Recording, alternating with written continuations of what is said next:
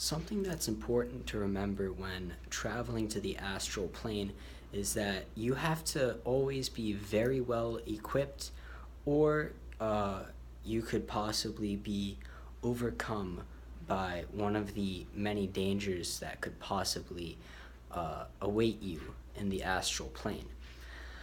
Um, you might be thinking, what dangers, but it's actually commonly known amongst multiple practicing occultists that demons do inhabit the astral planes. All right?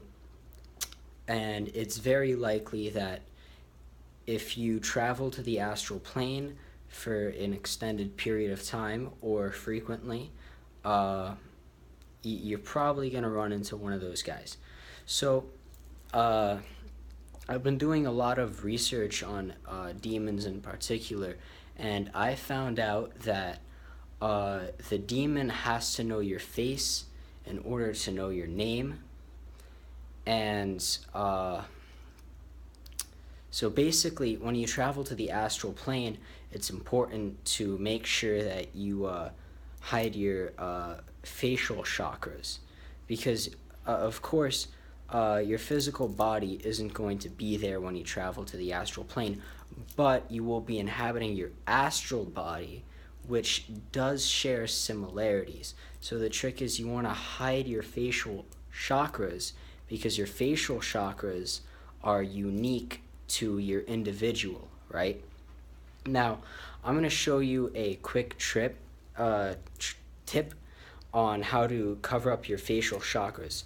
Now, this is an easy shirt mask trick.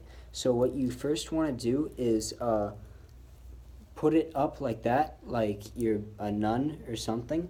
And then you want to take, you want to take the sleeves, and then you want to tie them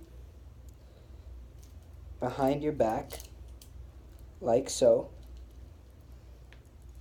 right? You want to adjust it so you don't look too much like a Russian grandmother, but more like a Habibi in the Middle East. And then you're going to want to bring that up here, adjust this, and boom. The trick is, you gotta be looking like a guy straight out of ISIS, straight out of, like, he's gonna pull some fucking Allahu Akbar bullshit on your town, right? And that's because ISIS guys don't usually want people looking at their faces, just like you don't want a demon looking at your face, right? So other than that, I've been collecting protection charms, starting from the top. The green emeraldy one up here first is it's actually a water charm, which can help me walk on water. They say that Jesus himself, when in Jerusalem, had one of these, but it was confiscated from him after the Romans killed him, which is why he had to take a boat to travel to America. Under that is a charisma charm. This one right here, the one with the flowers, and that's a charisma charm because there's a lot of speech checks you have to pass in order to break through the astral plane. Like when you go to the astral plane, you're gonna wake up from a lake, right? And you're gonna walk out of this lake and through this pass, and you're gonna arrive at a gate.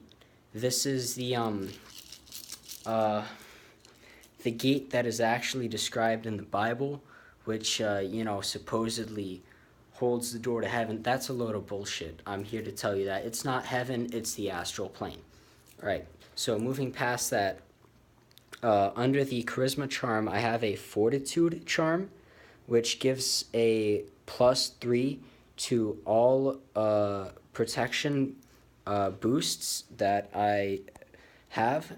unfortunately, I don't have that many other protection boosts, so it just gives an overall +3 to my regular vanilla stats, if you will.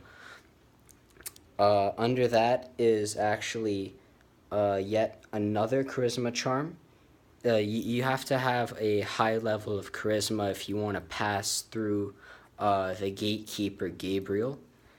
Under that is a travel ward, which allows me, if I spin 3 times in a circle really fast in the astral plane, then I can actually, by focusing immensely at the same time, of course, of the place I want to travel to, then I can actually open my eyes and, I'll be there. This only works in the astral world, of course. And finally, under that, I have a overall attack boost. It's only a +1 attack boost, but I don't actually need that much attack boost, because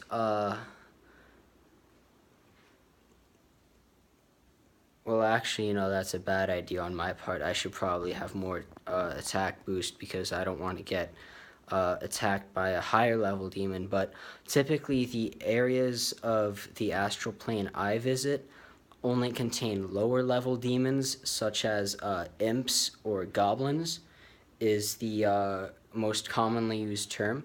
Of course, depending on your local occultist community, they may be called different things, but the pagans and occultists that I've recently immersed myself into, they typically call these creatures imps or goblins. So yeah, this is basically just an overview of my astral fit or my astral gear. Of course, this is only this is only the start of my astral collection. As we progress further through this journey, I hope to increase my knowledge of wards and increase the number of magic possessions in my possession. Sorry about that burp. I had a really good fried crunchy grouper burger earlier, and man, it's coming up now, but it felt good going down the first time, so coming up it's gonna feel even better. Anyways, I digress. So that's it for today's video. Tomorrow we're going to be talking a little more about the ethereal plane, because I know some of you aren't 100% on that. If there's any other questions, concerns, again, the comments are always down below. So this is it.